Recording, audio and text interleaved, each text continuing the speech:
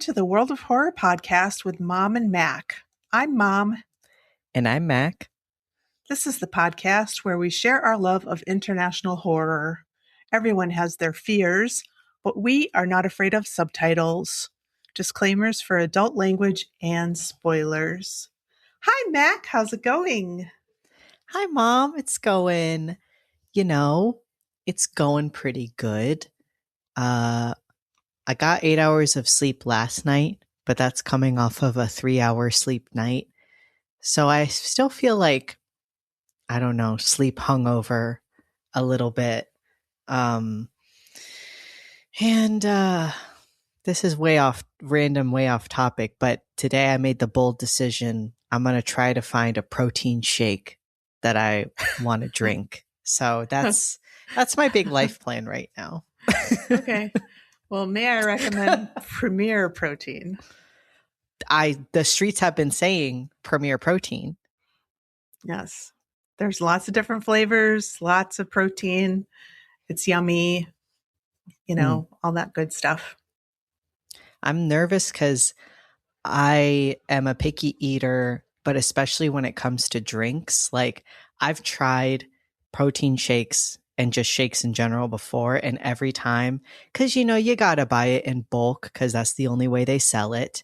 And so you're like, okay, let me spend $30 to $60 on something I probably am only going to drink one of, and then be like, oh, it's so gross. So, but I don't eat enough protein. So I'm like, I want to be big and swole. So I suppose that's something I have to do. I know you can just eat more protein in your diet, but it's like a little cheat code, the protein shake. So that's why I want to partake.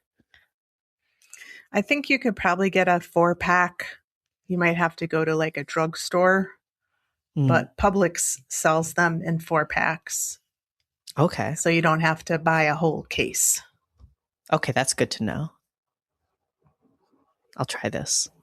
Report back next time. Okay. How are you? I was just good. I was just trying to learn how to use my Korean English dictionary. So I should have brought it with me. But so I put sticky notes off to the side with like the letters. And I kind of know the order of the vowels. So I was looking up this. My teacher is really sneaky. So I had 8 classes and I'm waiting to sign up for the 12-week session that starts in September. So he gave us a 10-page PDF to review. And I was just working on the different names for the different relations. Like, if you're a younger brother, you use this term to call somebody your older brother. And apparently there's a gender neutral one. But anyway, I was working on that right before we got on. And that is super fun. It's like this puzzle that I can work on for hours and hours because it's so tricky. And so he threw in a bunch of vocabulary that we don't know. So I'm sitting here trying to find, I'm like, I think Yongpil is pencil. So I looked up pencil in the American English side and I was right. Nice. Yeah. And there's stuff I can do on the worksheets right now, like numbers and stuff that we just did. But I wanted to go in order because that's the way he wrote it. But he included stuff we haven't studied yet. So I think that's really sneaky. That's sly dog. Nick. Can you break us off like an example of something you've learned? Well, not really. That's fine. It's kind of like on the spot. Yeah. If you want to use a polite form in a sentence, you add yo at the end, or ayo, or eao. And if it's not something, you say anieo. And so that's kind of fun.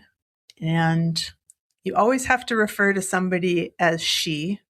So Mac Interesting. she and Oh, mom I, she. why was I thinking like pronouns? I was like, wow, the men too? That's crazy. But there are it's there aren't any like genders in Korean, like, Mm. and there you can use the same noun for plurals. So a lot of it is really easy, but then there's like the different levels of politeness and who you're talking about. It matters, like the words that Oh, you use. So if I'm talking about my grandfather, then I would use the honorific style. And so there's stuff like that that's completely different. So, but it's yeah. really fun. Seems like an intense. I'm not saying that our culture's not intense because it definitely is at, you know, but just, I feel like it would be stressful, or I felt stressed out a little bit. Well, when I learned Japanese, they didn't even get into any casual stuff. And it was so funny because sometimes a student would kind of be like, oh, I know the answer. It's this word. And our teacher would be like, no, because that's the casual way, because they were just saying stuff they heard from anime. So it's like, you know, kind of poisons your brain of like, you're hearing all this stuff that is kind of like almost fifth level because you have to know how to say everything. It's like art, you know, Mhm. you have to know the base, the fundamentals to get crazy with it. So you have to know how to be the most polite you could ever be to even touch casual speech. Yeah. There's the casual speech style in Korean too, like really Mhm. casual. Um, and we're not going to go there, I don't think, for a long, long time. But I hear it on, in K dramas and stuff. Mhm. So I don't know if this is correct, but like mulayo is I don't know. So you might Mm. say like mula. So, it's just Mm. shortening like words. Um, I don't even know if that's correct, but it would be something along those lines. Yeah. Um, so, but yeah. Isn't that so fun? It's like I felt that too, like rewatching some or watching some anime after learning some of like kind of just like a regular bye is like ja mata ne, but then in like a character will be like ja ne, you know. Hmm. Yeah. it's, it's fun. Yeah, it is fun. I can't wait till I can actually read words because I'm just like Mm, sounding out like syllables right now. yeah. But it's really fun. It was such a good idea because I'm not trying to get Alzheimer's. So Yeah. I'm just trying to keep my brain working, as much as I can.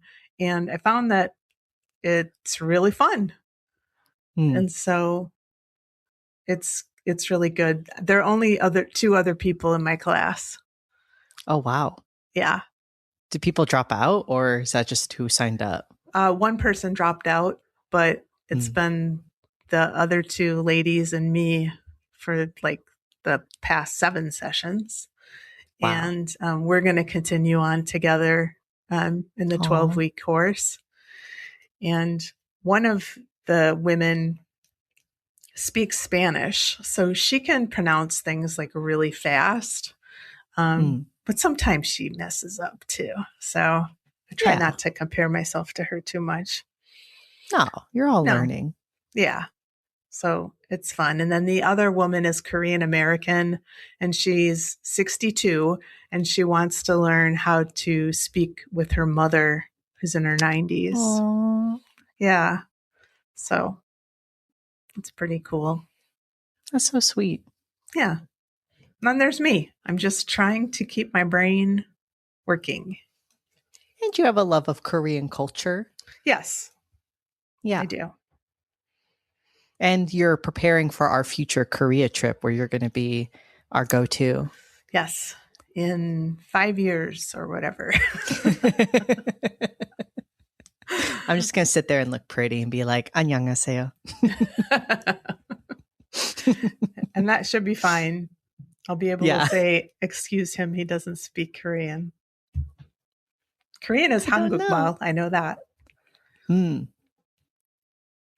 But you can say after any language. So 한국어 is just like the Korean language. And anyway, yeah. So I know bits and pieces. That's really Yeah. fun. Mm-hmm. I'm so glad. Yeah. Well, it's good that you're keeping, improving your mind for your memory, because you know who forgot a lot? The characters in the story. Yeah. Well, the thing about, I'm glad you read the novel, because the thing about the movie is they'll just say like one sentence, and that's supposed to like cover like so much. Like even it himself, he's like, I'm all your fears. I'm basically like, Yeah. whatever you're afraid of, that's me. Yeah. And I'm sure in the book it was spelled out in a lot more detail. Yes. Yes. We are covering It by Stephen King. And I will say, like, I read it years ago, but it's so freaking long. And I was a big fan of it. So I feel like a lot stayed in my brain, but I feel like a movie like this is kind of like a music video. It's like, Mm-hmm. I don't know how good the book, I don't know how good this adaptation is versus how much I'm filling the blanks. Like, I really thought of that towards the end of the movie. I was like, I think I'm doing a lot of heavy lifting on the part of this movie, because I'm like, oh yeah, this reminds me of that whole section they cut out, but I get what they're referring to, this whole section that they cut out. And then I was like, oh, well, if you were just only watching this movie, I don't know how well Yeah. it stands up as just by itself. Well, I can tell you, it's very long, and the Oh my God. pacing is fucked. Yes. And, an adaptation, truly the best ones, I think, it's like you don't have to do everything by the letter that the source material did. And in fact, you can improve upon the source material. And I don't believe this movie does. I feel like, I feel like the only one so far I've seen that's done that is American Psycho. Not that it improved on the source material, I'm saying, but like that it perfectly stands on its own as a movie. Mm-hmm. And you can tell that the adapter loved the book. And so then once you read the book, you're like, oh, wow, like I see how much they took from the book too, but they made this their own thing. I feel like this movie falls short of like both trying to do things to the T, and then the stuff that they change, I don't understand why, because the book is so confusing because it flops around just like this movie on the time. And I think a better way would have just, if you're a movie, 3 hours is a long time. 1,000 pages is even longer. They could have changed it, I think. Mm-hmm. Yeah. So I learned something the other day. I was over at Quinn's house and we were going to watch another movie, but then I mentioned we were doing this one. She's like, "Oh, that movie raised me."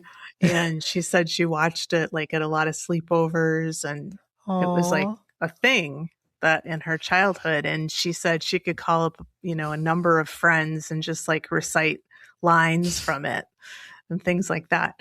And so I was excited. I was like, well, why don't we watch an hour of this and then I'll watch the rest on my own.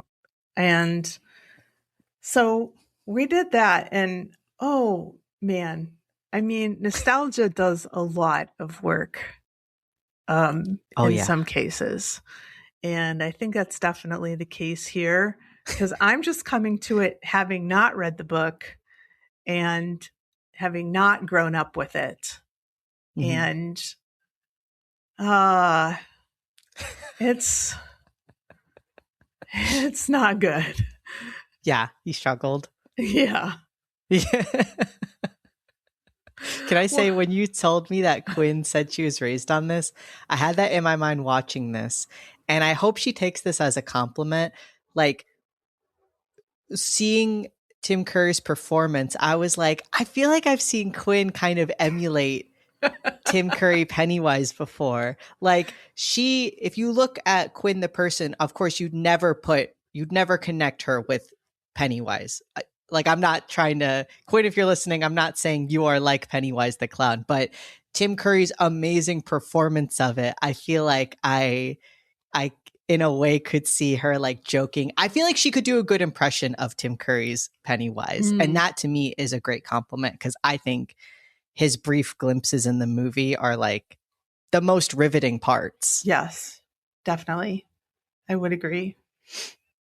Yeah. And it's just everything else around it. You're like, can we get back to like the good stuff? I know. When is he going to show up again? But what were you going to say? I don't remember. I just agreed with your point that he's the most riveting part of the movie. Yeah. What made you want to watch it? Because I know this was your choice of like movies you've never seen before. Well, it seems like it is really important to a lot of people. And I love Tim Curry. And so it just seems iconic. And so I wanted to, fill in that gap. Yeah. And it's like persisted, I feel like, in like there's now a TV show. There was the other remake that came out a few years ago, which we'll touch on later. I have not touched the TV show nor the second part of the remake. I only watched the first part in theaters. But I feel like I mentioned this guy I lovingly refer to as one of my gym bros at CrossFit was like, what are we doing this weekend, Mac? And I was like, well, I'm watching It. I basically said, I'm watching It with my mom. And he was like, because we didn't have a lot of time. So I was like, this is basically true. I'm watching It with my mom. And he was like, oh, I can't do that. I can't do clowns, man. I can't do them. Like, he's never seen it, but like it scared him through cultural osmosis.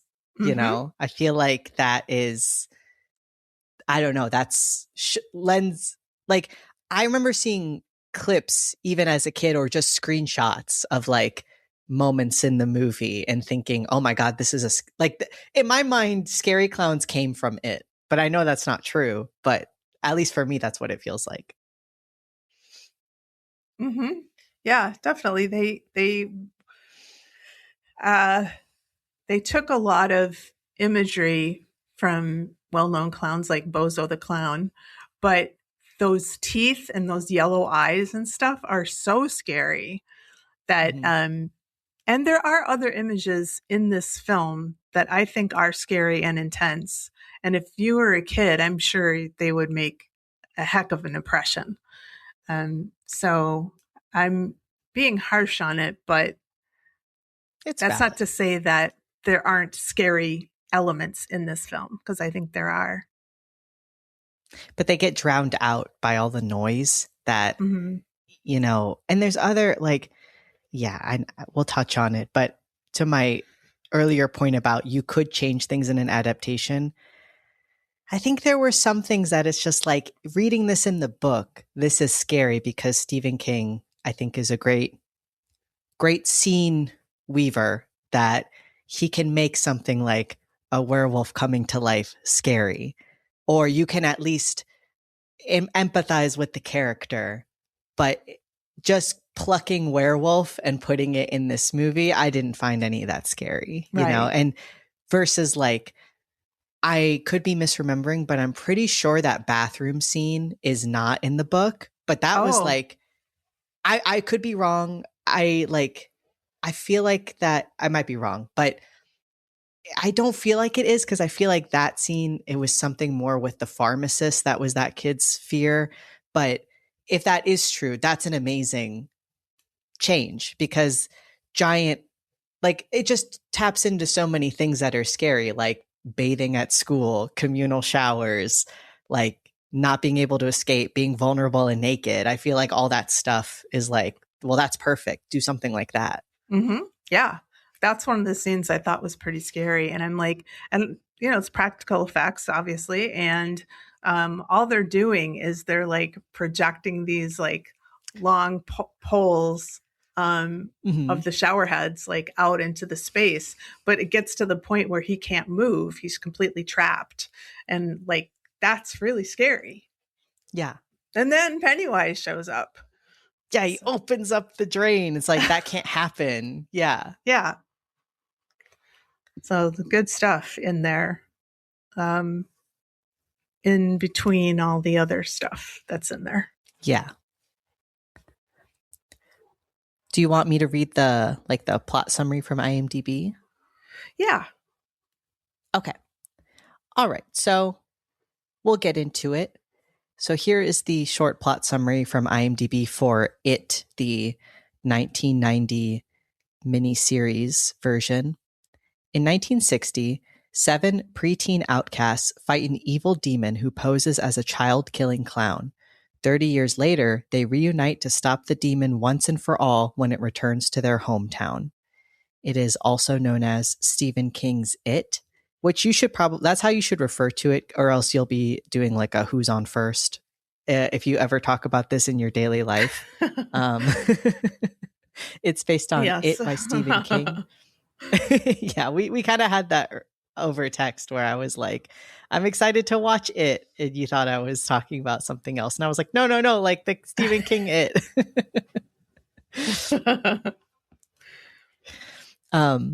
The teleplay is by Tommy Lee Wallace, episodes 1 and 2, and Lawrence D. Cohen, episode 1. It was directed by Tommy Lee Wallace, starring Harry Anderson, Dennis Christopher, Richard Masur, Annette O'Toole, Tim Reed, John Ritter, Richard Thomas, Tim Curry, Jonathan Brandis, Emily Perkins, and Seth Green. It was narrated by Tim Reed, composer Richard Bellis, cinematography by Richard Laderman, editors David Blankstead and Robert F. Shagru. It has a running time of 192 minutes on the VHS version and 187 minutes on the DVD/Blu-ray. It was originally released on ABC November 18th to November 20th, 1990, and we can all agree that's too damn long of a runtime. Yes. It comes out to 18 hours. That's what it feels like. Oh my God. Well, and it was partly my fault too. So I watched the first hour with Quinn. Then I watched the first hour again alone so I could take notes. No. And then I just kept taking breaks. I would like watch 15 or 30 minutes of it and I'd go, okay, I need a break. And so it took me like 6 hours to watch this damn thing. Yeah. So that's on me. Yeah, I somehow did it all in one. And there were some times where I was like, clock's running out. I have to go to the bathroom. I'm just going to leave it playing and come back. And I'll have missed a minute or two. And I think that's okay. That's the way we used to have to watch TV. So you got a genuine experience. And again, WoHos, I read the book a few years ago. So I am a big Stephen King fan, so I might sprinkle in some of my It knowledge here and there. I think Stephen King, this is like his bread and butter, like young, and this is true. Okay. I think this movie is the strongest with the children, and that is true of the book too, because I think Stephen King, everybody knows he excels at a young coming of age story. And then when it gets to, in my opinion, certain heavier topics, I don't think he's as good of a writer. I was just texting a friend about this. I was like, there's so many ways in which Stephen King does come off as an old white man, but I do think his heart's in the right place. I think he hates bigotry and grew up with a lot of it, but I don't think he's necessarily good at writing stuff like that. It comes off as tone deaf to me sometimes. Mm-hmm. Yeah. Okay. So we open with a scene of a girl, Lori Ann. And it's just kind of introducing us to the concept of evil Pennywise the clown. Like, it's raining and she's going home, and, her mom's like, Lori Ann, come in here. And, there's all these clothes hanging up on the clothesline, and she hears a little, like, hey, little girl, like, and I love this shot of like the clothes, like, kind of like flutter, and then we just see a flash of Pennywise's face, and she's pure of heart, so this doesn't immediately scare her somehow. And we don't see what happens, but he, the camera like zooms in on her as she gets increasingly more scared, and then when later mom comes back out, the tricycle she was on, the tire is spinning, and Lorianne is, I think actually she's been killed. Like, we don't see her body, but mom screams at something, and it then cuts to the police investigating. We see a man, Mike, who is not a policeman or anything. He's kind of like a civilian who seems to know more than the police, or seems to think this is connected to something bigger. But, there's a detective that's like, Mike, how about you, stick to what you know, which is books or something like that. He's the town librarian, and he's trying to get them to pay attention because there's been a lot of child murders, which I think is fair. I think if many children get murdered in a single small Maine town, that would be cause for concern. But the police detective seems to kind of just be like, it could be this, it could be that, and seems almost like willfully ignorant. And then Mike gets scared because he sees a picture of a young boy at the crime scene. This is Georgie, who we'll find out more about later. I like this opening better than the book because I tried to get into it like 3 times, and it was tough because the first opening thing of it is like an extremely violent hate crime towards 2 gay guys in Derry. And yeah, it's tough. Like, that's how the book opens. And again, I think Stephen King's heart is in a really good place. Like, I feel like so much of this book is inspired by him growing up in a small Maine town. And, his foreword to Carrie is him saying that, like, him writing that was inspired by this intense bullying he saw and how he feels guilty that he never did anything, and he was wondering what would happen if somebody bullied like that, had psychic powers that could kill everybody. So I'm not saying it's not okay to depict hate crimes, but I think if you are gay reading it, you're like, okay, wow, it's like very intense. And I think that's true of some other bigotry he depicts in the novel, of just like, I don't know, it almost just goes so far into like, I mean, I don't know. It's kind of like I waffle with like American Psycho. There's so much violent stuff and racist stuff that you're like, oh, okay. And you can understand why somebody might not want to read that. But I'm also not saying it can't. The point of it is that it's horrible, though. So I don't know. But I always found it hard to get into because of that. So I think it was the right choice to just, stick with Lorianne. I was waiting for the attack on the gay guys, actually. Yeah. Like, I somehow knew that. Maybe I had started this novel at some point. I know I've not read the whole thing. I mean, if I have, it was in my 20s, and I was altered a lot of the time. So it's like I never read it. So, but I did remember that. Yeah. So, but I'm glad it wasn't in the movie. Yeah. So we get a scene with, we meet Bill. He's a man with a ponytail who is living in England. That goddamn ponytail. Oh, it's gross. And it's tied together with like twine too. It's not even, he doesn't even have a true like hair tie or anything. He's our Stephen King stand-in. He's a horror novelist. So we know who Stephen King identifies with in this movie or story. We get so he gets a call from Mike, and this makes him remember. We see this whole scene in the past. I think this is one of the most iconic scenes in all of it, where, and I will say this scene, the whole of it, it really made me, in a way, appreciate the whole book more. And I just mean, like, again, I think so much of this is inspired by Stephen King's childhood, and like, I think they did such a great job with the set design. I wasn't there. I wasn't alive during that time, but it just feels like somebody's childhood, like it just, I think there was a lot of care with how they designed everything. Mm-hmm. That's a good point. Yeah. And we got cute little Georgie. Bill is sick, so he can't go out and play with Georgie. And Georgie, who's like the sweetest little boy a boy could ever be. It's almost too sweet.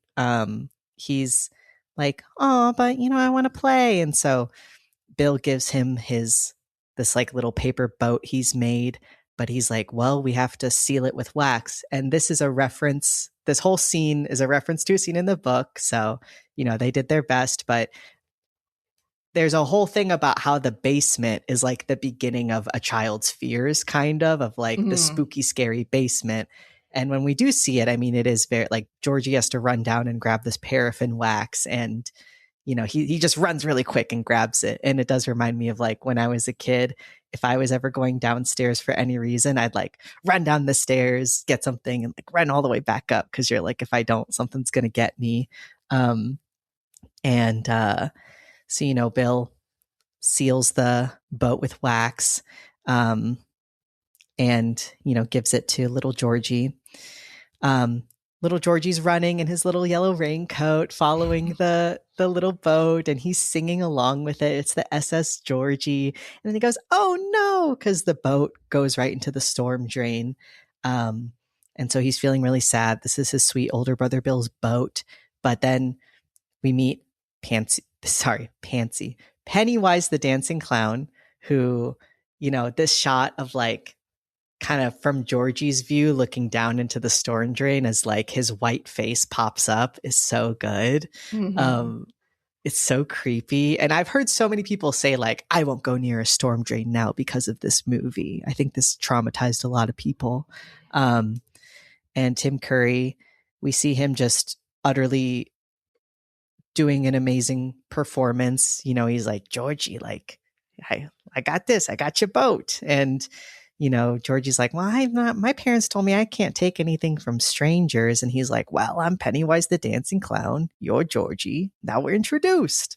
And classic line, hey kids, if there's a child listening to this, that's what the murderer says. If anybody's like, oh, well, let me nope, run away. And so Pennywise tells him like, you just gotta, he like kind of holds it like Georgie's got to reach in to grab it. And he's telling him like, and we got everything down here. Like we got like, dancing and balloons. And Georgie's like, oh, do they float? And he gets almost like kind of sexual. It's like really like he's just like waiting for Georgie to put his arm in, and he's just like, yes, like they float and you'll float too. And then he grabs his arm and we see the teeth in his eyes, and it just jump cuts to Georgie's funeral. Yes. Like this, even here, like him bleeding to death, or that wasn't in the version I watched, but it is in the book of like, yeah, he's found with just his arm torn off. Really gruesome. It's just mentioned by Eddie, actually. Eddie mentions it to Ben, and he's like, yeah, pro tip, don't bring up Georgie, the dead brother. Feels a little sensitive. So we see, the funeral, and I really think the actor for Little Bill, that's a good kid actor. Like he had the most emotional parts in like the whole movie, and I just felt like really killed it. Like he really delivers the performance of older brother who just lost his younger brother. Like you can just feel, I don't know, how painful it is. And how he blames himself for it. Um, and so he's going through Georgie's room, and we see this photo album. Weird that it's like a photo album for Georgie, but the whole beginning are just pictures of his parents. I mean, I still thought it was cute, but I was like, it's got Georgie's name on it. But Yeah. so he's flipping through. We see like his parents, and then we get to the picture Mike saw in the beginning.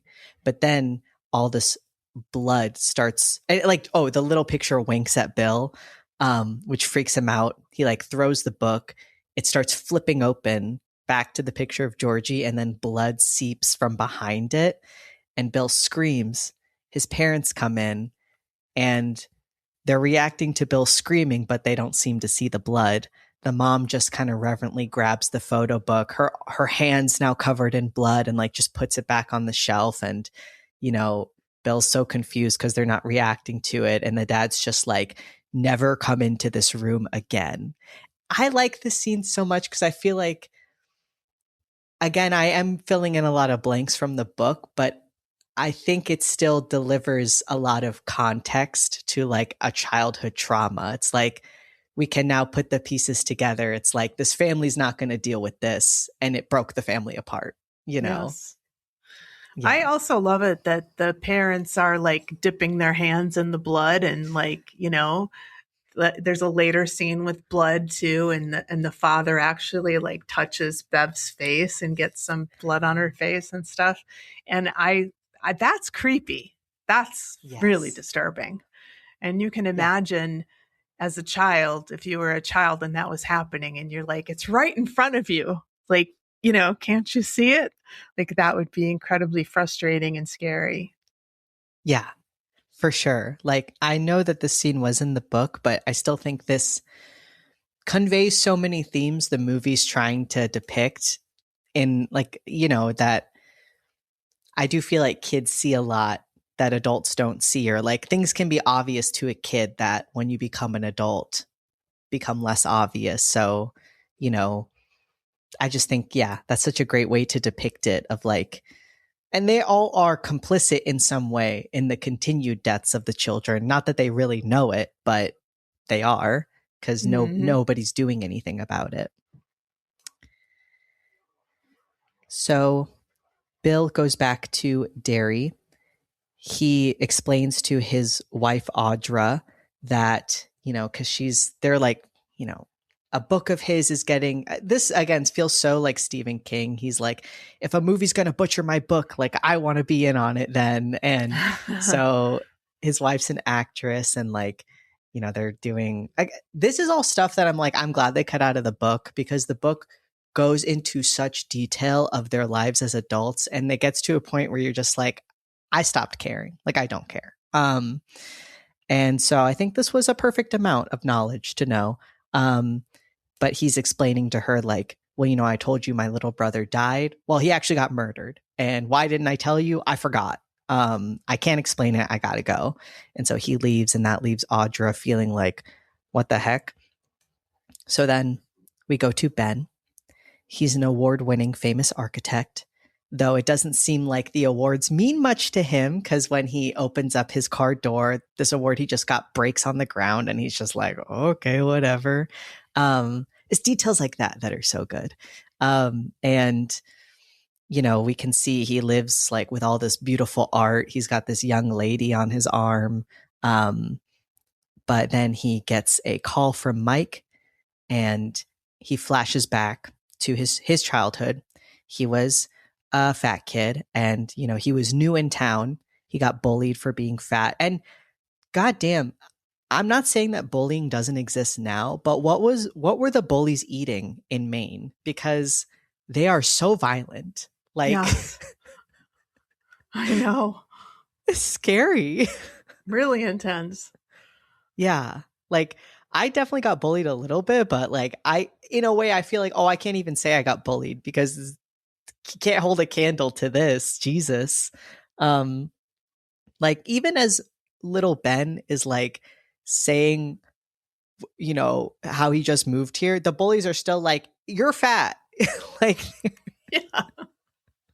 and then the teacher's like, oh, like, uh, you know, what's the bully's name? Henry or Henry. Harry? Henry. Henry. Yeah. She's like, Henry, you're going to go to the principal's office. And he says, you're dead to Ben before he leaves. Yeah. Oh my gosh. So poor Ben, he sits down next to Beverly. Instantly, we can see he likes her. I just have to say, this little boy is very cute, but I like his scenes were almost hard to watch because I think this kid is the worst actor of the child bunch. He just has this face always where he's just like, you know, and they just, why didn't they tell him to do something else? I didn't think he was that bad. Maybe I was just taken in by his cute looks. But He's so cute. yeah, really a cutie. And I like his character. So Yeah, he's a sweetie. And they kind of mention that he likes reading here, but he has some of my favorite backstory that they didn't keep in, where he went to the library a lot alone before he made friends. And that's where I think a lot of the library scenes later were taken from the scenes of him as a kid at the library, where, you know, it becomes his safe space, but then he's seeing all this spooky stuff there, which is very sad. And we also get some backstory of like his home life isn't great. Like, oh yeah, well, on the way home, Henry shows up. They literally like beat the shit out of him and then threaten to stab him in the stomach. Scary. And even the bullies kind of seem a little bit like, okay, are you going to stab him or like what's going on here? But Ben kicks Henry and then falls backwards down a hill into the barrens. He hides from the bullies in a drain, and the bullies then run into Bill and Eddie, who are by this like creek. They kind of bully them a little bit. You know, there's something to bully everybody about in this group. Like young Bill has a stutter. Eddie is like, you know, he's got Munchausen's, like, or the mom, is it Munchausen's by proxy? That's what's going on here. Like he's got a little inhaler. But they run off, and then Ben gets out and introduces himself. Like he's just like, are they gone?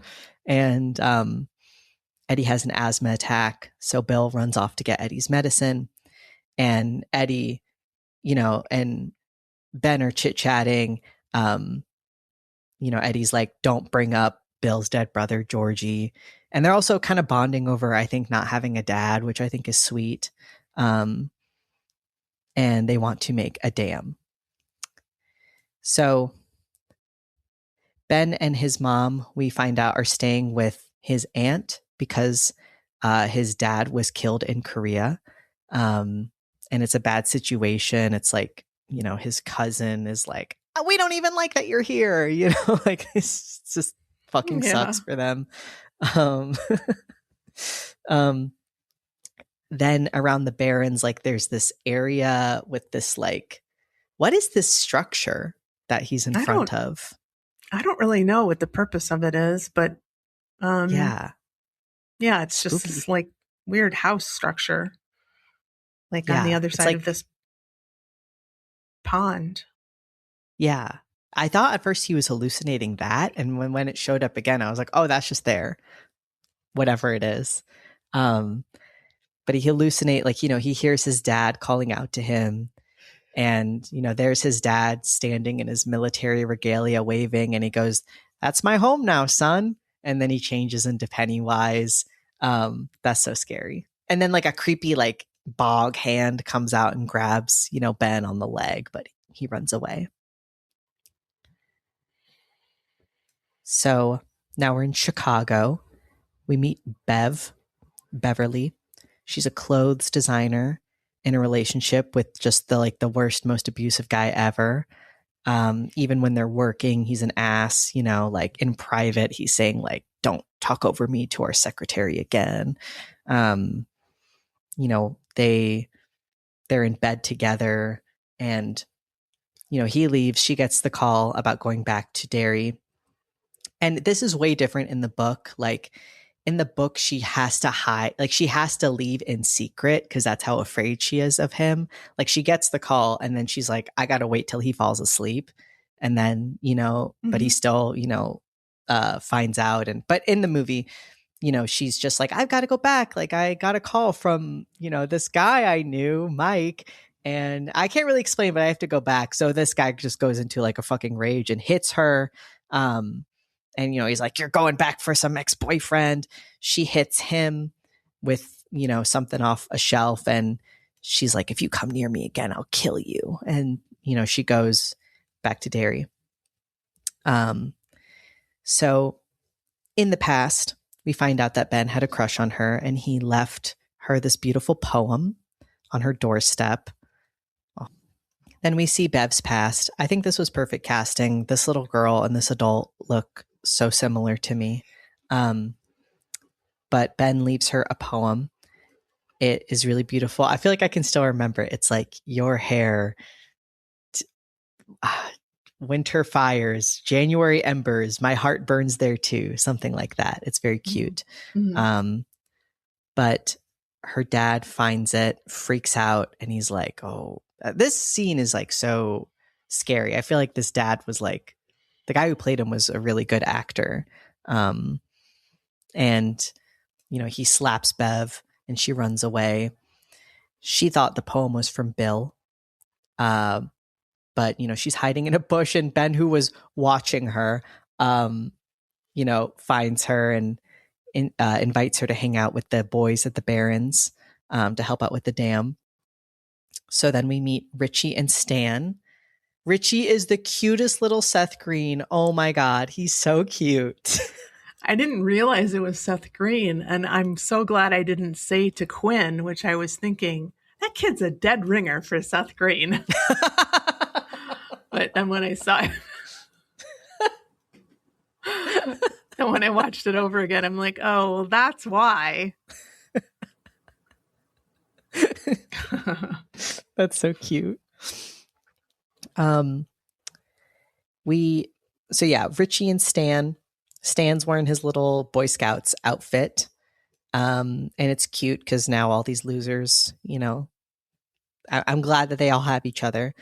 We go back to, I love this scene. This scene, I think in the movie's great. In the book, it's great. It's like tapping into weird childhood things like this is the way to go, I think. Like a voice living in your drain, that's totally something a kid would think. Yes. Yeah. She's washing her hands, and then like we hear a voice, and it's like, where are all the dead kids? And they're like saying the name, like, I'm down here too. And then this like big bubble of blood starts broiling up from the drain and then pops, and the blood goes everywhere. And we hear Pennywise's voice, you'll die if you try to fight us. And then her dad again comes in, doesn't see the blood, and as you said earlier, like touches her face at one point and like smears it on her face. And she even then realizes like, I just have to lie about this. So she's like, oh, well, I saw a big spider. So the kids truly feel like they can't get help. They're on their own. So, and that's something that they mention again. It's like one line later that the adults in this town suck across the board, and they don't do anything to protect the kids. And so there's this idea that the whole town is like a part of it, and the adults are susceptible and to this malevolent force. And that's pretty scary to think of a whole town where you can't trust any of the adults. Yeah. I have a greater appreciation for this story now. Like, I mean, I think when I read it, I think I was like senior year of college, maybe. So I was still an adult, but not, I don't have the distance I now feel from childhood. And I guess like I still had empathy for kids at that age, but I feel like almost my empathy is even greater for some reason, where I don't know, like I do just feel like it sucks that so many kids are made to feel like that in life, of like there's nobody here to help me. Like that's just so bleak and just like totally the opposite of what everybody needs at that age. Mm. Yeah.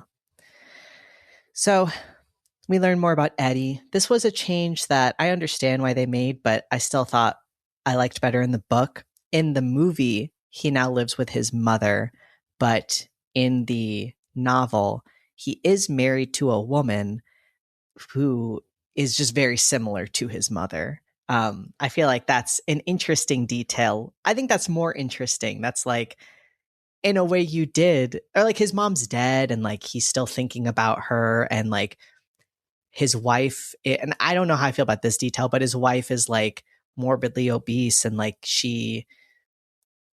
I don't know, like they kind of, I think, both feed into each other's lifestyles or something. It's a little bit, I think, of a problematic depiction of an obese person, but I guess I more so like the detail that like, no, he's not living with his mom, but he is. I think that's more interesting. Hmm. Um, Yeah, and they kind of did that with Bev too. So she mhm. had an abusive father, and she married an abuse, or she's partners with an abusive man.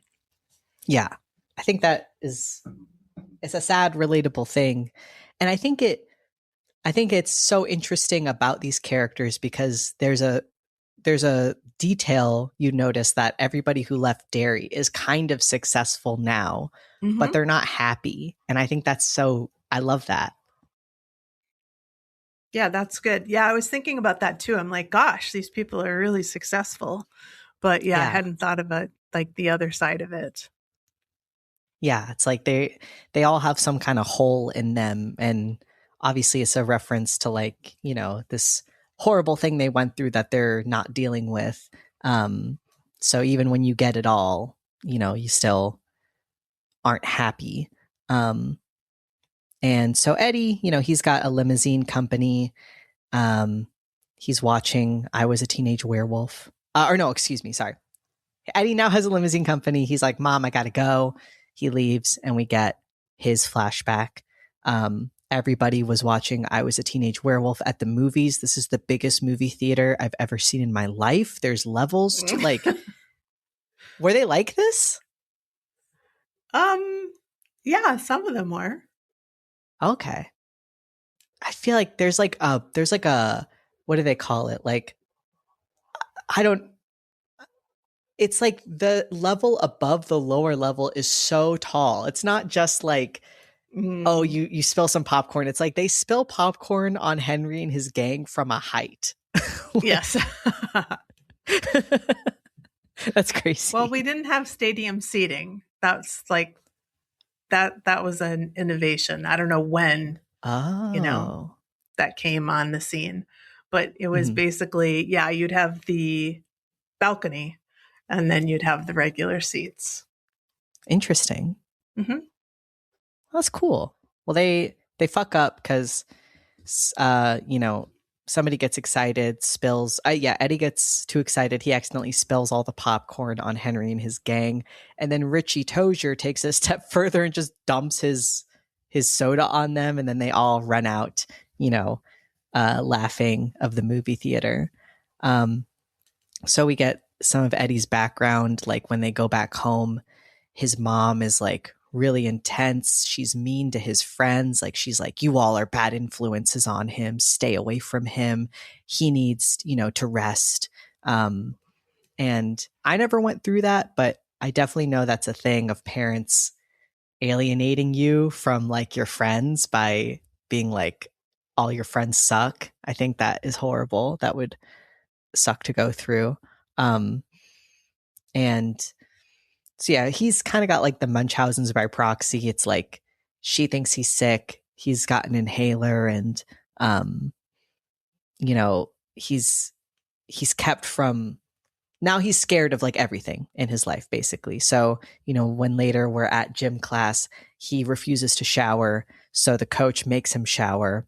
And we get the scene we were talking about earlier where he's in this giant communal shower and like, you know, all the already scary. I can't believe they ever made anybody do that or do make people do that. No wonder we're all fucked up. And then, you know, all the hoses come out of the wall and they all go extra hot. You know, he has to hide from it. The drain freaking opens up and then there's Pennywise. And this is the scariest scene to me. I think this is so nightmarish. Mm-hmm. Yeah, it's pretty scary. Nice bit of animation in this section. Yeah. Yeah. And yeah, I just think this is perfect. Chef's kiss. Now we meet Richie. He's a late night comedian. And when we meet young Richie, Seth Green, he's, you know, just kind of like a jokester.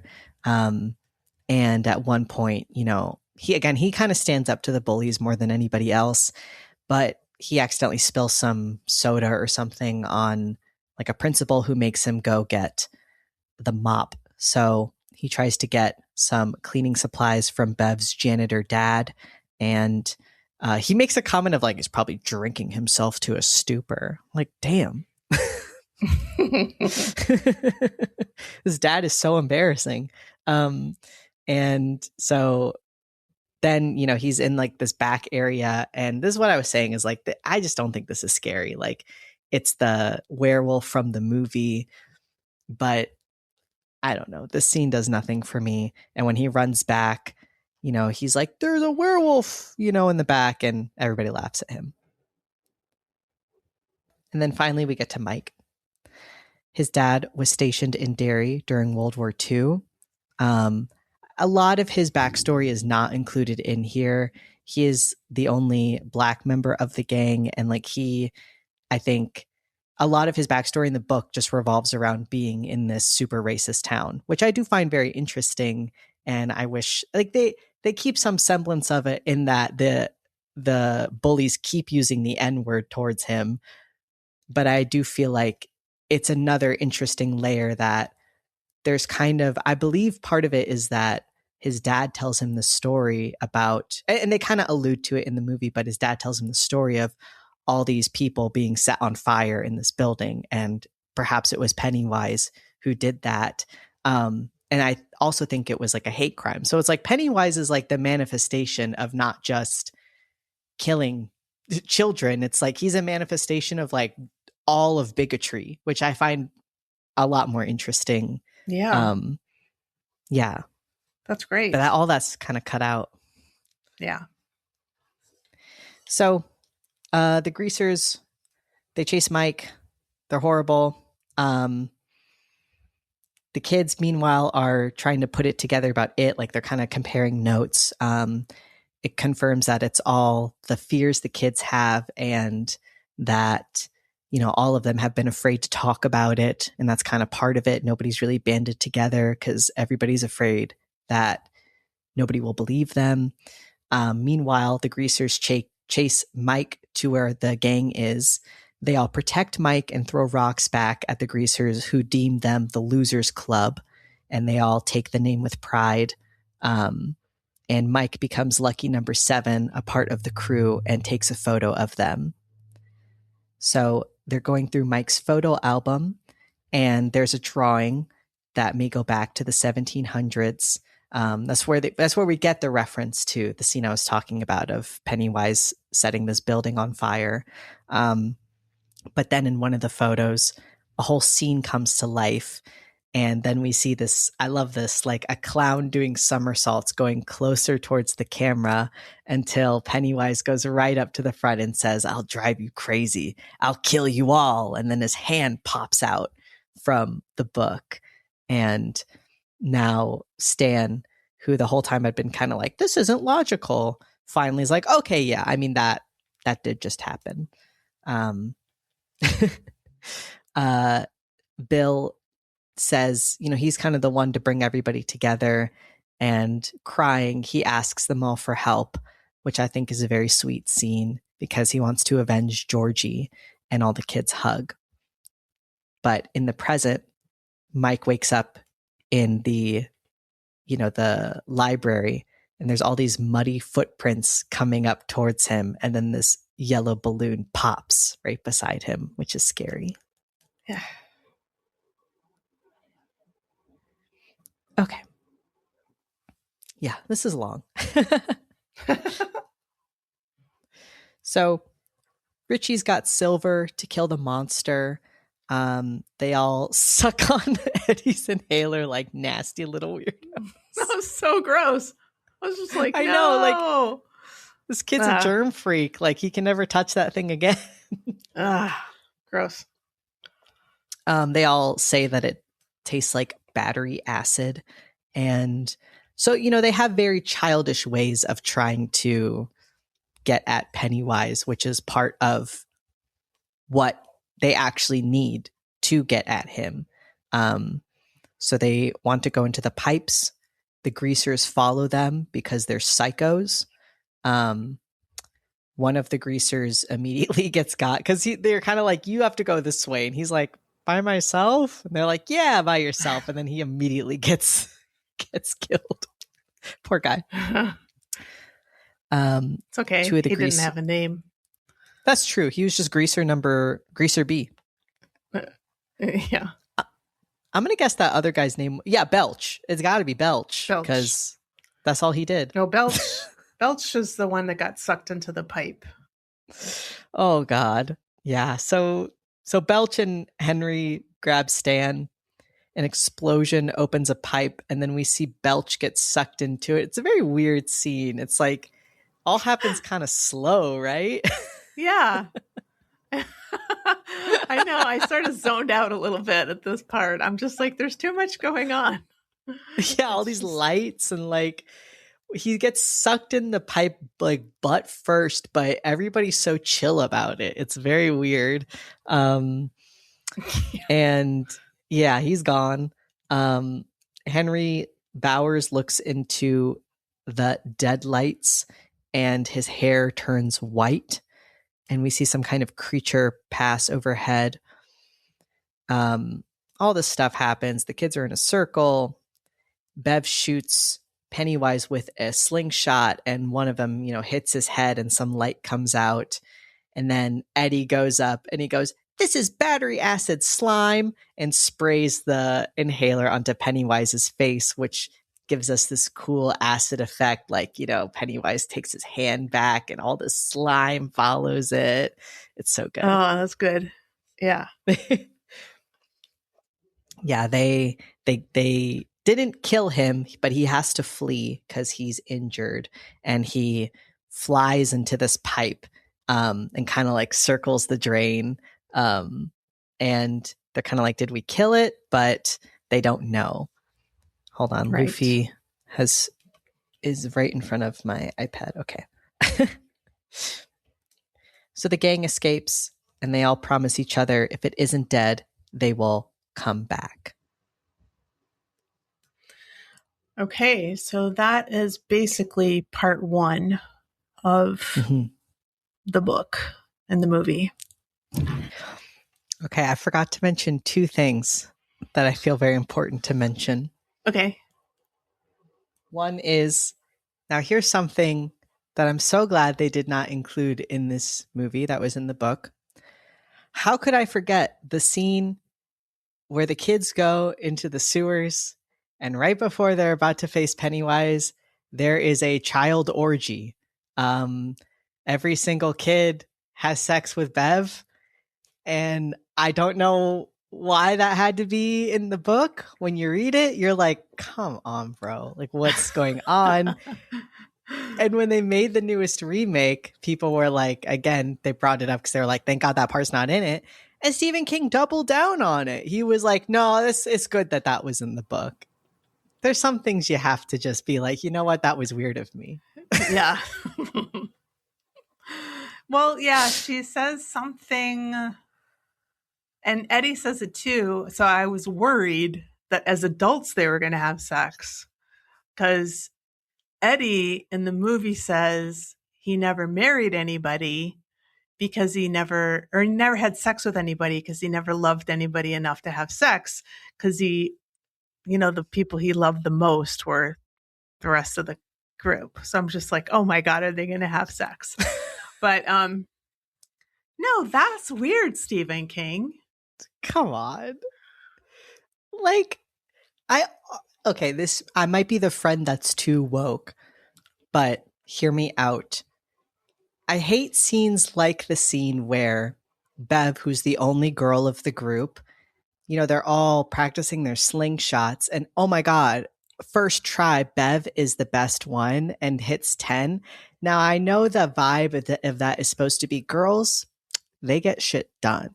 But I do feel like there's a trend of female characters, when there's only one, they have to be amazing at so many things. They're not allowed to be mediocre. And the message you're actually sending is, if you want to be around these mediocre guys, you have to be good at something, or else why are you here? And I know that's probably not what Stephen King thought or what the movie people thought when they made that part, but it's so commonly done of like, yeah, she's the only girl, but she kicks ass. And it's like, can she be normal? Like, can she just be like is her being herself not enough? Like, she has to be good at something. And then for Stephen King, it's like, oh, they all have to fuck her? Like, what are you talking about? I know. That is so. Well, there's only one vagina out of all of these people. So you do the math. What were they supposed to do? They're kids, you motherfucker. They're like 12. Oh, it's so gross. Not good.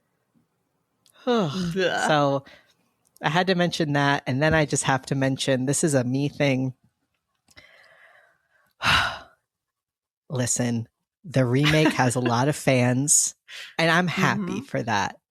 A lot of young people are really into it now because the Stranger Thing kids were in there in the It movie. And, I'm not trying to take anything away from the younger gen. However, when I saw the It remake, the first one in theaters, I actually guffawed and laughed in derision and scorn at one scene where they go to the sewer, and what do they see? All of the dead kids are floating like balloons. So, and then I get to hammer it home because they think everybody in the audience is on their phones.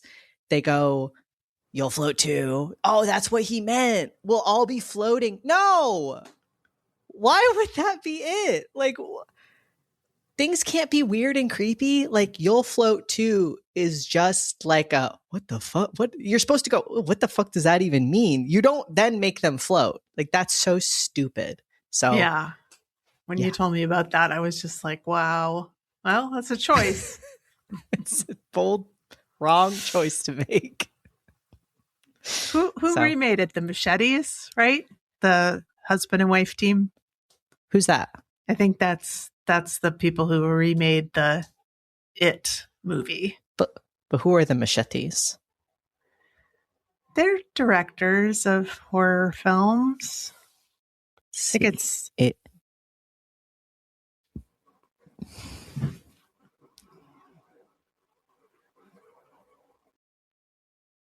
Watch them be named Maserati or something. And I'm just a racist against Italian people. Yeah, Muschietti. Andy Muschietti. Okay. Never heard of him. Well, anyways, I did see like a little movie, what do they call it? Behind the scenes kind of thing. They're interviewing Bill Hader, and Bill Hader's like childhood corollary was there too, and it was very sweet. And then Bill Skarsgård made sure that the kids weren't actually afraid of him. So that's sweet. Skarsgård seems like kind of a cool guy. Yeah. No No Tim Curry, who actually liked it that he was scaring the kids. So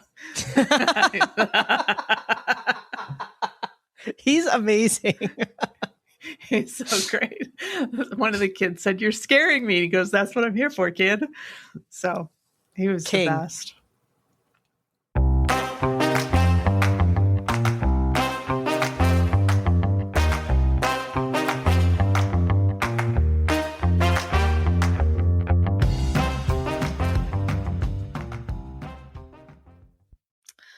All right. So, all right. So the promise is made. If Pennywise isn't dead, they'll all come back. So Stan gets the call and he's watching Perfect Strangers with his wife and trying to make moves on her. And he gets the call and he's like, yeah, maybe I could do that. I will take that under advisement. I'm not committing to anything. But he goes up and promptly slits his wrists in the bathtub, which I think is so rude. Right? Now his To your wife's going to wife? see him like that? That's terrible. So anyway, on the marquee in town in Derry, Richie sees R.I.P. Richie Tozier, which is pretty scary stuff. And then I wrote balloons full of blood pop on all the losers. Do you remember this section? I don't know. They would all be together, but I'm trying to think of where they were. There was a moment later, I thought, after they reunite at the Chinese restaurant where that does happen, I thought, at the library. But okay.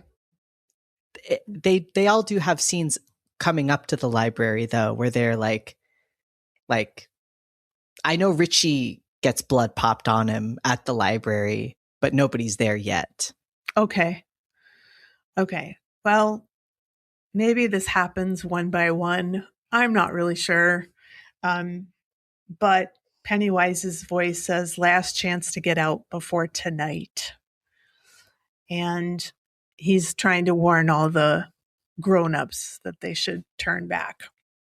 So Bill and Mike play on Bill's old bike. I thought this was so cringe, I couldn't even watch it. You have these really 42-year-old men on this child's bike. And they have flashbacks to when they were kids, okay.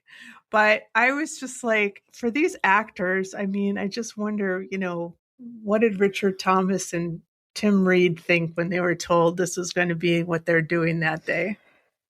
There was so much, like, I might be weird, but I just felt like there was so much, like, loving looks between Mike and Bill. Like, I felt like you guys, they had more chemistry than Bill and Audra. Oh, way more. So I think I read this right, that Audra was actually played by Olivia Hussey, who's the lead in Black Christmas. Olivia Hussey? Who's that? She was... Wait, sorry. Olivia Hussey. Oh, okay, yeah. Yeah. She looked a lot different.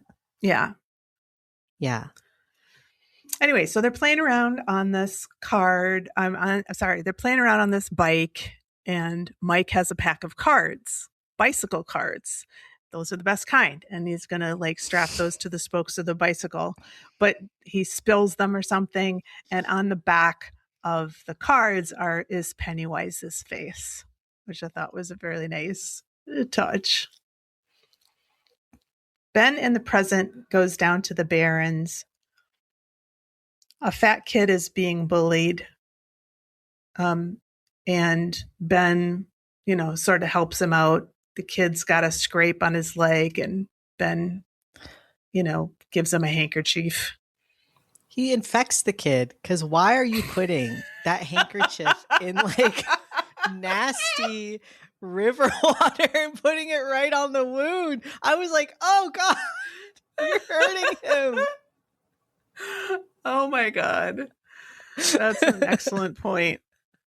I just thought it was a sweet moment, but. Well, he's not the Boy Scout, so that's why he did that. That's right. So this poor kid's got gangrene.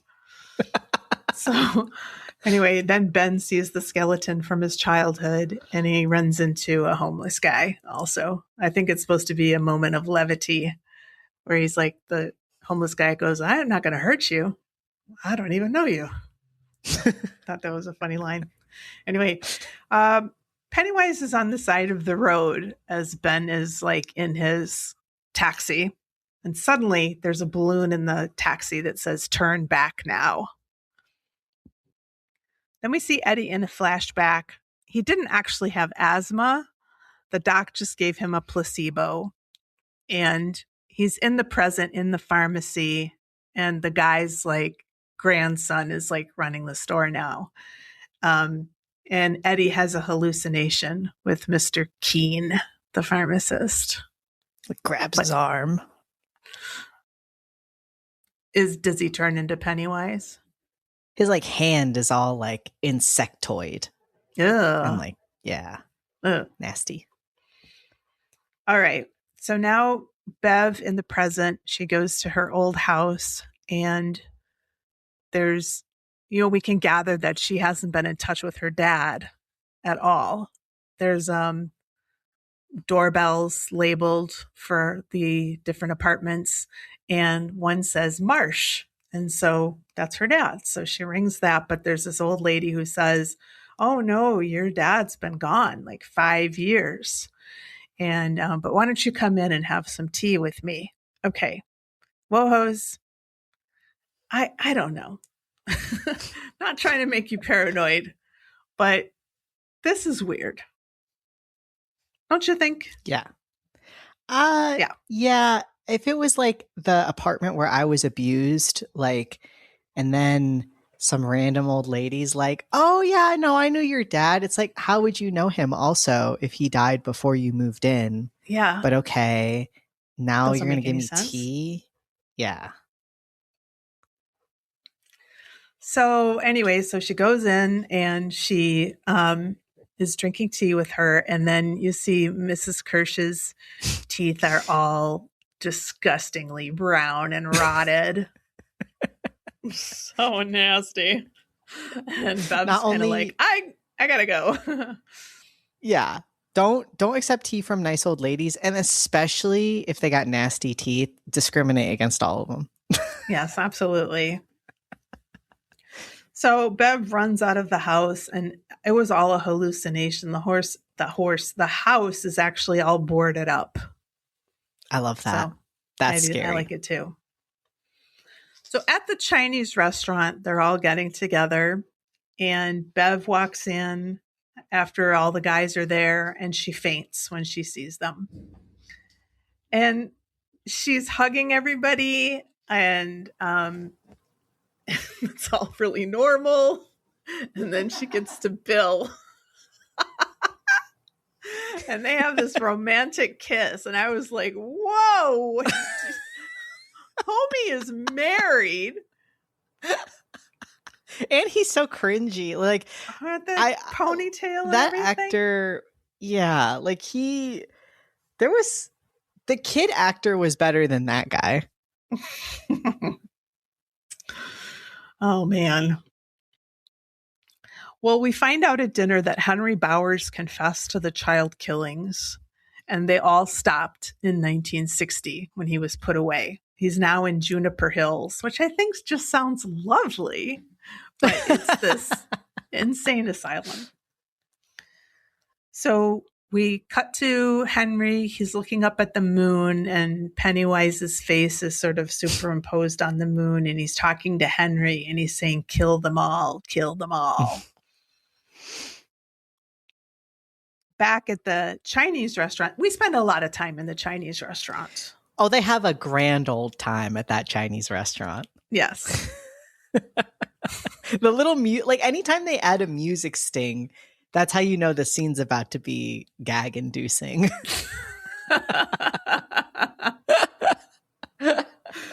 But we're at the end of the meal and you open up your fortune cookie. So everybody's fortune cookie is like fucked. Like one person's has an eyeball in it and one of them has like tarantula legs in it. And oh, they're just all creepy. And they're all moving around the table on their own. But they find out that Stan killed himself. Apparently, he said when he was a kid that he had looked into its deadlights and he wanted to be there. All right, they're in the library. Shit gets crazy. The windows get blown out. The card catalog explodes. Books are flying off the shelves. It's raining inside. But they all hold hands and things go back to normal. Belch appears to Henry back at Juniper Hills and says that he's got to go back to Derry and kill the losers. And he gives Henry a knife. So that's a pretty handy zombie ghost. Yeah. He is. Yeah, he's really gross. But we know it's not actually Belch because he never burps. That's true. Belch is such a nice word for burp. That's right. Yeah. You know what I mean? He belched. It's like a polite. Yes, it's a polite term. Oops, I belched. All right. So Henry is just going to make a break for it. And the guard sees Pennywise as a dog and is terrified. I liked that bit. So Mike is saying that the killing stopped 30 years ago, but there have been 6 killings so far in the present and numerous disappearances. Mike says he saw Georgie's picture at the crime site. And then Audra shows up. Girl, why'd you come all this way? And this was really like she must have like just gotten like on the Concorde or some shit and like flew from England. It's not like Derry is a major like hub. So then she had to rent a car. And now she's just like, can you please tell me, oh, gas station attendant, where Derry is? And he's like, oh, I'd say about 500 yards away. That was pretty funny. But actually, it's Pennywise, and he hypnotizes her. All right, back in the past, remember when Bev's sink exploded and there was all that blood all over the place? Well, her dad didn't see it, but she wanted to see if anybody else did. So she got all the club kids to come over, and they had seen the blood, and they cleaned it up. And after that, there was no more blood. It's like, I like some of these scenes like that, but the pacing, as you say, is fucked. And I think there's a lot of redundancy. That's a nice scene, but do we really need that and them all talking about, like, a movie, if you can cut out the chaff, I think that's the way to go.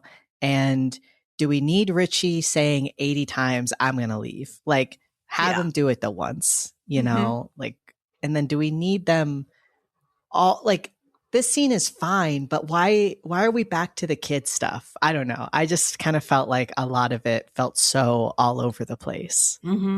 Yeah, I would totally agree. Yeah, they definitely needed an editor. Whoever edited this thing was asleep at the switch. So at the hotel where they're all staying, Mike's window is open. Okay, that's a bad sign. Don't do that. Henry Bowers comes out of like the bathroom or something. And he's like, I'm going to kill you all. And he stabs Mike. Back to Bev and Ben. They kiss. But Bev was Pennywise. Ah! Ben and Eddie go to help Mike. Henry is stabbed and killed with his own knife. And then, this is so stupid. They all pile into the same car to take Mike to the hospital. They're like jammed into that thing. So at the hospital, Ben and Bev kiss. It's sort of a repeat of the same scene. And he's like, "You're freaking me out, Bev. Like, are you or are you the clown?" She's like, "I'm me." It's me, Ben. But that's what the clown would say. So exactly. But I think John Ritter's acting is really good in this moment because he's like super freaked out. Anyway, Mike's going to be okay. And then there's something about how like we mentioned before, the whole town is in on it. Not in on it, but the whole town is a part of it. And all the adults are sort of shitty. And that's a manifestation of the evil that is it. Yeah, like there's Which I think is a really, I would have liked more of that. Yeah, it's scary. There's just like random adults. Yeah. Sorry, go on. I was just going to say there's just random adults that just sort of like ignore things like when the kids are in trouble that we see. Mm-hmm. So like you said, Richie wants to go back to LA, but he hears a news story about a young girl who was found dead and mutilated.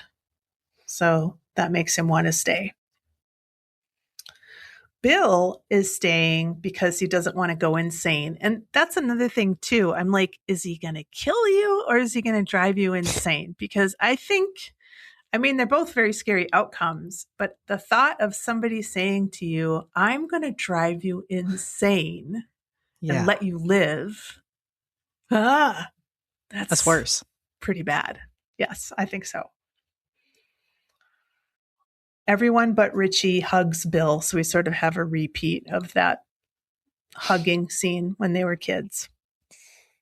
Okay, they go into the sewers. Bill finds Audra's purse. And then a paper boat floats to Bill. And Georgie appears in a hallucination. And he says, "It's all your fault, Bill," which is horrible. But Bill fights it and the hallucination disappears. And there's a couple other hallucinations. Like, I think Bev's dad, maybe? Or... Yeah, there are a couple other manifestations of their fears. But if they can focus up, then the kids or the adults get the hallucinations to go away. Okay, Pennywise comes to them and says they have to go or they will all go insane. Very scary. So I don't know where this information comes from, but the idea is that it feeds every 30 years and takes physical form. I don't remember who has that nugget of information. Bill follows the paper boat. Oh, and then this was the craziest thing. It's so random. "Hey guys, guess what? I'm a virgin." So I was like, is he going to be sacrificed? Like, why is that being revealed right now? It's just a total death bell. It's just like, by the way, guys, this guy's about to die. Yeah. So we see this doorway. It's really cool. The set designers had fun. There are skulls like in the wall, and there's candles all around it. And they reach the inner sanctum. So we're at the end of the film. They see catatonic Audra engulfed in spider webs and discover that its true form is this huge spider-like creature, which is pretty cool, I think. Mm-hmm. Pretty cool looking. What did you think of this spider creature? It's tough because I think both the movie and the book suffer by the end. Like, by the end, with the book too, I was ready for it to be over.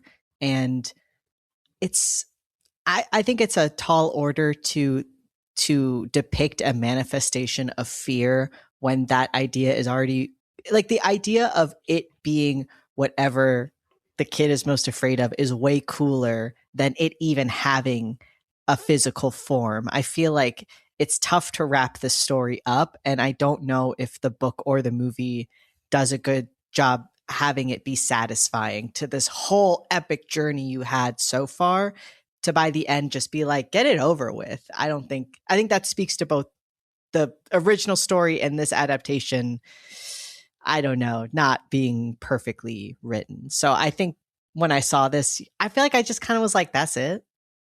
Yeah. Yeah, that's a good point. I was ready for it to be over, so I didn't really care. Well, Ben, Bill, and Richie are entranced by the deadlights emerging from it. Beverly had shot with her slingshot the silver earring, but she overshot the mark. So it didn't even touch the spider. So she goes to retrieve it. Now, how she can find it, you just have to go with it. Eddie attempts to repeat the wound he inflicted on it as a kid with his inhaler, but he's grabbed by the spider and mortally wounded. Beverly frees her friends, but Eddie dies. The others follow the injured demon spider, killing it by ripping out its heart and crushing it. They are crazy in this moment. They're just kicking the shit out of it. Yeah. They remove Eddie's body in the catatonic Audra from the sewers.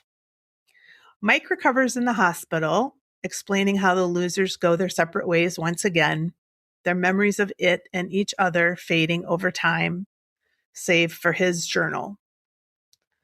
Beverly and Ben get married and are expecting their first child, and Richie is cast in a film.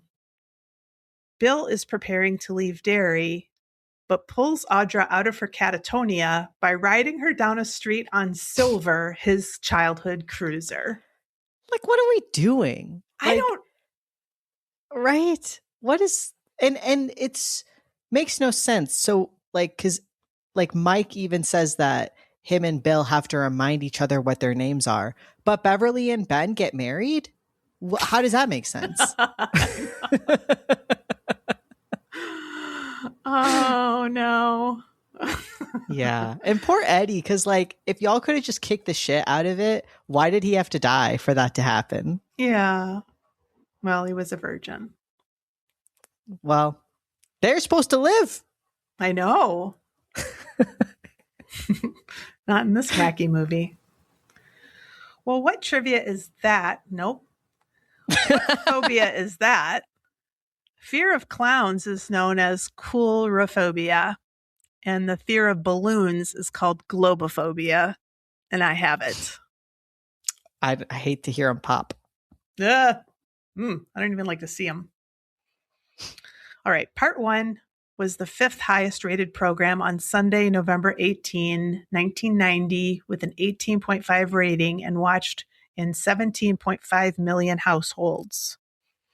Part 2 was the 2nd highest rated program on Tuesday, November 20th, 1990, with a 20.6 rating and watched by 19.2 million households. Jesus. So, yeah, word of mouth spread fast. Alice Cooper was considered for the role of Pennywise. Thank God it was Tim Curry. Thank God. The spider puppet was dubbed the Alaskan King Spider Monster by the cast of the miniseries. Over 12 feet long and with 15 feet long spiked legs, it featured a fully mechanized head with radio-controlled mechanical components installed by David Kindlon. Inside its body was mold maker Brent Baker puppeteering the creature's arms, which were devised as a suit extension. The legs were immobile, and the creature could be lowered or raised through an off-screen support. The legs themselves could be detached and used for insert shots. Wow. Pretty cool. Yeah. I would love to learn more about puppetry. Mm-hmm. I don't mind puppets. Well, most puppets. Quinn has one that's pretty scary. She But does? yeah, she's got this marionette. I hate it. I love I love the people who are so adept with them. It's crazy what they can do. Mm-hmm. In the novel by Stephen King, Beverly makes love to all of the Lucky Seven, but Tommy Lee Wallace omitted it from this miniseries because it was just something that didn't ring true to him. I can also imagine ABC. That'd be a hard pitch. You're So in going to this do scene, what now? the 12-year-old girl, now she's going to have sex with. So Don't gross. finish the sentence. Young Richie Tozier, Seth Green, was menaced by a werewolf during this miniseries. Green played a werewolf on Buffy the Vampire Slayer. And Tim Curry has less than 20 minutes of screen time across 3 hours and 7 minutes. Not enough. Criminal. Not enough. Briefly, what does Letterboxd have to say about it? Issy gave it 5 stars. It's the original clown, the peak of clown terror. Billy rewatched it and gave it 5 stars. How convenient is it that Pennywise just has a printed picture of Georgie?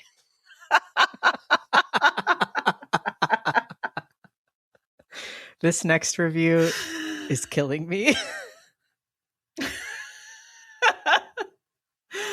Film Gabby gave it 5 stars. I think the only scary thing here is Bill with a fucking ponytail. You can hardly see it most of the time, but each time I get a little peek, it pisses me off. Me too, Film Gabby. Oh, I don't. Can I read the bad ones? Yeah. Chase gave it a 0.5 star. Tim Curry is so good as Pennywise, he convinced an entire generation that this terrible ass movie is a classic. I agree. I know. He sums it up. That Chase. Emelier Thman gave it a 0.5 star. Note to myself, kill the clown with asthma spray. Now, okay, that is one of the coolest parts. So it is. It's all downhill from there. And then asterisk star gave it a 0.5 star. I made this account just to say that my friend, still unsure, Aroma, made me watch this and ruin clowns forever. Fuck you, Aroma. The idea that clowns could be ruined for you is crazy. Like the idea that it's like, now I was cool with clowns up until this point. What do you mean? I'm worried about you, asterisk star. Oh, friend. Still unsure. How would we rate it? How about balloons? 3? Yeah, I was going to say 3.5. It's good. It's not good. It's really not good. But it has creepy elements in it that I will remember, like the blood thing. I think that was a really good idea. Mm-hmm. And I like the puppet. I like the spider puppet at the end. And, well, Pennywise himself just seems so creepy. We forgot to mention the scene with Richie and I think that's one of Pennywise's best scenes because he's just like, they really just let Tim Curry like go for it. And he's got like the little spinner thing and the faces he's making are just so good. Like he's so lovable. I think Tim Curry's to thank for 2 of those stars. Yeah, for sure. Oh my God. What have we learned?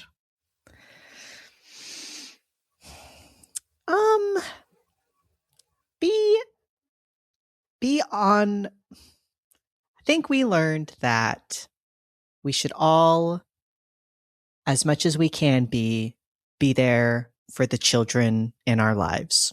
Mm. That's really deep. Yeah, I agree. And I think, yeah. Sorry. I was just going to say, just be a friend. Like these kids, it was so easy. It's just like, especially when Mike joined the group, it's like, well, now we're 7. Like, I just love that. Mm-hmm. But even when Bev joined the boys, they're just like, okay, well, I guess you're part of the crew now. So it is so crazy to me to imagine 3 bullies being like, you friend group of 7 people, you guys are losers. There are not 6 people I could call up right now that would all want to hang out. Like, that's actually like special. If there was a group of 7 children who are like, we're best friends, I'd be like, you guys are cool. Like, actually, you guys did it. You're cool. Yeah. I know. Would we watch it again? I'd watch select scenes. Okay. I think I'm good. Yeah, the whole thing? No. Mm-mm. And I was slightly curious to watch the remake, but I don't think I'll bother. I can't recommend it. Did you have a favorite scene or kill? Legitimately, a lot of the childhood scenes in the beginning when you're still all in before you've been worn down by time, I think those all were really good to me. I mean, Georgie with the boat, that's great. And then the shower scene is very good. I loved that room that Bill was in the beginning. I just felt like what a child room. I just Mm-hmm. and the basement, they should have done more with the creepy basement. Cut out Richie hemming and hawing at the end and just do more scary stuff. Mm-hmm. Yeah. I think that shower scene is pretty scary. And there's one that I didn't mention. It's when the police officer comes and yells at them, but then he's like, there was another murder. So if you guys are going to be down here, you all need to be down here together. And it's just one little moment, but I just love that, So like there's one adult in this town, who's looking out for the kids. So I thought that was a sweet moment. Yeah. Who wins the You Fool Award? Henry? Yeah. Don't be a bully, Henry. Don't you see the kids go into the tunnel? Don't go after them. Like, why would you? I would just be like, I've got more stuff to make fun of them for. Okay. Yeah, exactly. Well, he really had a hard on for bullying those kids, though. It was like his only reason for living. What's going on in his household? Like, he probably had the worst life, to be honest. Like, I'm not saying it was right or okay, but damn. Well said. Well, thank you, Mac, for having this conversation with me today about it. And thank you, WoHos, for joining us and for all your support. It means the world of horror to us truly. We appreciate you downloading the show and telling all your friends all about us.